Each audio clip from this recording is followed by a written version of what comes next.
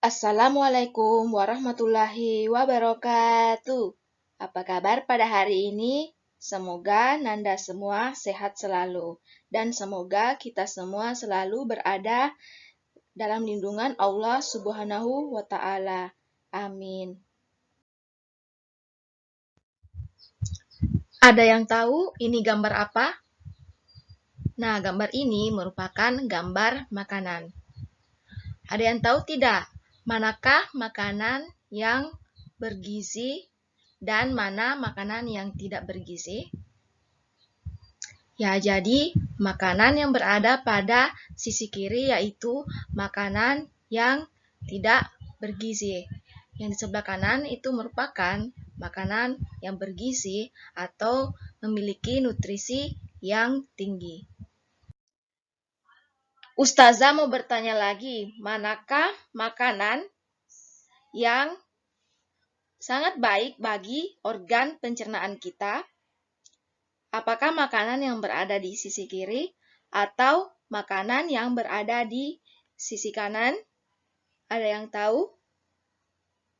Ya, jadi makanan yang berada pada sisi kanan itu sangat baik bagi pencernaan kita. Kenapa? Karena dapat mencegah dari penyakit organ pencernaan. Ya, sesuai dengan pembelajaran kita pada hari ini,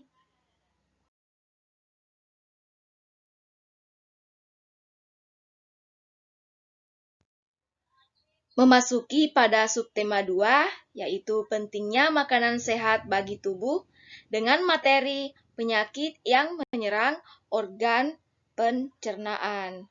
Sebelumnya, mengapa harus makanan yang sehat atau makanan yang memiliki nutrisi dan gizi yang tinggi? Karena hal tersebut dapat menghindari penyakit yang menyerang organ pencernaan. Berikut penyakit yang paling sering muncul itu menyerang organ pencernaan ada 3. Yang pertama yaitu penyakit MAH, penyakit kolera, dan juga penyakit diare. Yang pertama penjelasan pada penyakit MAH. Jadi, MAH adalah gejala penyakit berupa rasa nyeri dan panas pada lambung yang terjadi akibat sejumlah kondisi. Di antaranya adalah luka terbuka pada lapisan dalam lambung atau biasa disebut tukak lambung, infeksi bakteri Helicobacter pylori, efek samping penggunaan obat anti-inflamasi nonsteroid atau biasa disingkat OAINS, dan stres. Bisa juga disebut sebagai gejala dari penyakit yang melibatkan peradangan lapisan dalam perut. Jadi penyebab penyakit MAH ini yaitu jika kita mengonsumsi makanan pedas, berlemak, dan berminyak dalam anjuran yang tidak sesuai, ya. Jadi cara menyembuhkan sebenarnya penyakit MAH ini bisa datang kapan saja, ketika kita mengonsumsi makanan pedas yang berlebihan, makanan berlemak yang berlebihan, dan juga makanan yang berminyak dalam jumlah yang berlebihan. Ya, jadi kita harus menjaga pola makan kita, ya. Dan jika sakitnya sudah tidak bisa ditahan, maka kita harus periksakan ke dokter agar kita diberikan obat berupa antasida ataupun diberi antibiotik. Yang kedua yaitu diare. Jadi diare adalah buang air besar yang encer lebih sering terjadi dari biasanya yang disebabkan oleh virus, bakteri, dan parasit atau terkadang makanan yang terkontaminasi oleh bakteri.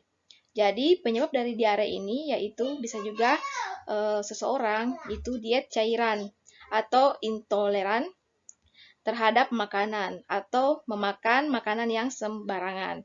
Bisa juga terjadi akibat stres, cemas, atau penggunaan obat pencahar. Jadi, cara menyembuhkan penyakit diare ini yaitu tidak memakan makanan sembarangan yang terkontaminasi virus atau bakteri, seperti makanan yang berada di ruang yang terbuka. Dan juga penyembuhan yang lainnya yaitu dengan membuat oralit atau minuman dari larutan gula dan garam.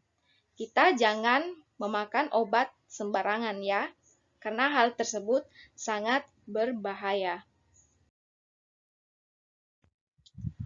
Adapun penyebab diare secara umum yaitu pertama infeksi virus atau infeksi virus dari rotavirus, yaitu penyebab diare pada anak yang akut dan yang paling sering dari biasanya. Yang kedua yaitu infeksi bakteri dan parasit, di mana bakteri dan parasit itu masuk melalui makanan dan minuman yang terkontaminasi. Yang ketiga yaitu intoleransi makanan. Terjadi pada sebagian orang yang intoleransi terhadap gula pada susu sehingga diare terjadi setelah makan atau minum produk susu. Yang keempat, alergi makanan. Biasanya reaksi negatif terhadap obat-obatan. Banyak obat yang dapat menyebabkan diare. Biasanya alergi terhadap antibiotik. Sementara antibiotik sebenarnya membantu membunuh bakteri, baik dan jahat yang dapat mengganggu keseimbangan bakteri baik dalam usus. Selanjutnya, penyakit usus. Biasanya menimbulkan diare kronis dengan banyak penyebab. Dan yang terakhir yaitu gangguan usus fungsional atau stres. Adapun cara lain untuk mengurangi penyakit diare yaitu dengan membuat minuman kesehatan untuk pencegahan diare. Dan bahan-bahan yang dibutuhkan yaitu pertama, setengah sendok teh garam, yang kedua yaitu 6 sendok teh gula pasir, yang ketiga yaitu 1 liter air hangat, yang keempat yaitu pisang secukupnya untuk menambah kalium dan rasa. Jadi, cara pembuatannya yaitu pertama, larutkan gula dan garam dalam air hangat. Yang kedua yaitu pisang dapat dilumatkan atau dihancurkan secukupnya dan dicampur atau dimakan saja. Jadi, itulah cara kedua dalam mengatasi penyakit diare. Yang terakhir yaitu penyakit kolera. Kolera adalah penyakit infeksi dari usus yang dapat menyebabkan diare berat atau diare akibat infeksi bakteri yang bernama Vibrio cholerae. Penyakit ini dapat terjadi pada orang dewasa maupun anak-anak, dan diare yang ditimbulkan dapat parah hingga menimbulkan dehidrasi. Penyakit ini menular melalui makanan atau minuman yang terkontaminasi bakteri. Penyebabnya yaitu makanan dan minuman yang terkontaminasi bakteri. Jadi, kita tidak boleh memakan makanan yang sembarangan, yang kita tidak tahu asal-usul pembuatannya ya. Cara menyembuhkannya yaitu dengan mengonsumsi air mineral yang cukup.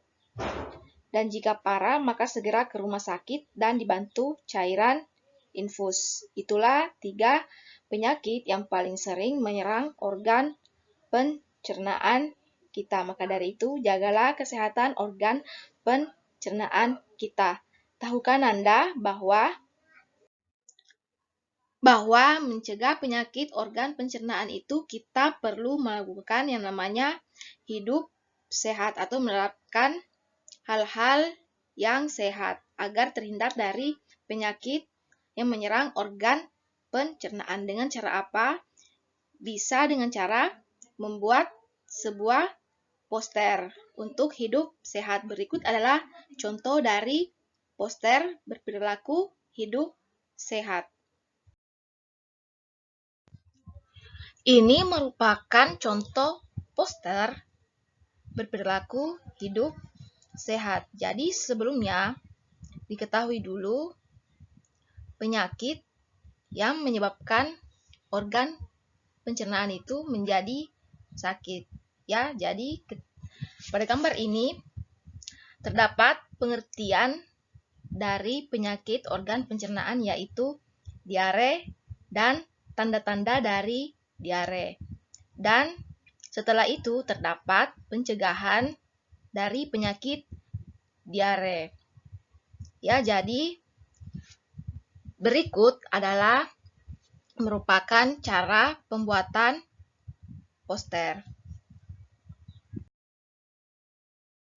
Berikut adalah cara membuat sebuah poster. Jadi, hal pertama yang perlu diperhatikan yaitu judul dari poster.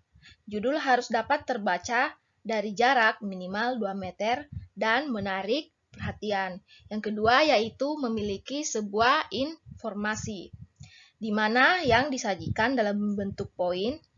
Tulisannya itu harus rapi dan cukup besar agar terbaca dari jarak minimal 1 meter. Yang dimana informasinya juga terdiri atas keterangan mengenai topik pembahasan, penyebab gangguan, gejala dari gangguan, dan cara mengatasi gangguan penyakit tersebut. Contohnya pada poster sebelumnya. Selanjutnya yaitu menentukan grafik. Poster akan lebih menarik jika dilengkapi dengan grafik atau gambar-gambar yang memudahkan pembaca mengerti informasi yang disampaikan. Namun, dalam membuat grafik, kita tidak boleh menampilkan atau memasukkan gambar berupa makhluk hidup, ya. Kita tidak boleh. Itulah cara pembuatan dari poster. Selain dari menuangkannya melalui poster, juga kita dapat menuangkan hidup sehat melalui dengan membuat iklan. Sebelumnya Nanda telah membuat iklan. Nah, masih ada yang ingat apa-apa saja unsur dari iklan itu? Ya, jadi iklan itu memiliki gambar, memiliki kata kunci, dan di mana kata kunci tersebut memiliki makna tersendiri. Berikut ini adalah ciri-ciri lain dari iklan. Jadi, ciri iklan itu memiliki bahasa yang mudah dimengerti oleh pembaca dan juga berupa kalimat ajakan. Ingat ya bahwa pembuatan iklan itu memiliki gambar, memiliki kata kunci, dan di mana kata kunci itu harus bermakna. Berikut adalah contoh dari iklan. Jadi, pada gambar ini adalah iklan bergambar, yaitu iklan dari sebuah sapu, di mana kata kuncinya yaitu sebuah sapu. Sebelumnya, iklan ini memiliki kalimat untuk mengajak. Contohnya pada gambar ini yaitu sebatang lidi jadi kuat bila menjadi sapu. Sebuah bangsa jadi kuat bila tetap bersatu. Itu merupakan kalimat dari iklan ini. Jadi, kata kuncinya yaitu adalah sapu, di mana makna dari kata kunci atau sapu tersebut yaitu mari bersatu untuk maju. Maksudnya adalah bersatu untuk maju, di mana bagaikan lidi yang dieratkan atau digabungkan dan akan menjadi sapu. Seperti itu. Selain iklan yang bergambar atau iklan yang terdapat pada media cetak, iklan juga terdapat pada media elektronik. Jadi, perlu diketahui bahwa iklan elektronik adalah iklan yang penyebarannya melalui media elektronik, seperti iklan di televisi, di radio, dan di internet.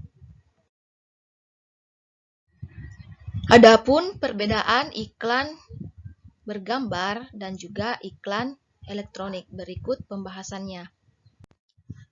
Contoh iklan elektronik berikut ini dengan judul Iklan Elektronik Demam Berdarah. Baik di media radio maupun televisi.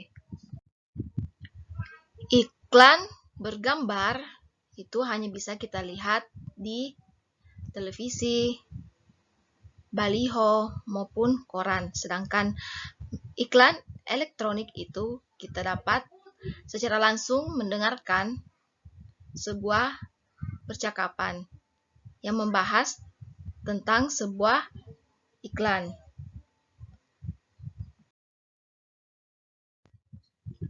Itulah tadi pembelajaran kita pada hari ini. Apakah Anda ada yang masih ingat tadi kita belajar tentang apa? Ya, jadi kita belajar mengenai penyakit yang menyerang organ pencernaan dan juga bagaimana kita menjalani perilaku hidup yang sehat. Pesan yang dapat kita ambil dari pembelajaran hari ini yaitu kita perlu menjaga kebersihan dan kesehatan kita agar terhindar dari penyakit yang tidak diinginkan dalam kehidupan. Dan perlunya kita untuk menerapkan perilaku hidup yang sehat. Sekian pembelajaran hari ini, Ustazah tutup dengan ucapan Subhanakallahumma bihamdik, asyhadu an la ilaha illa anta, astaghfiruka wa atubu ilaih. Syukron jazakumullahu khairan, wassalamualaikum warahmatullahi wabarakatuh.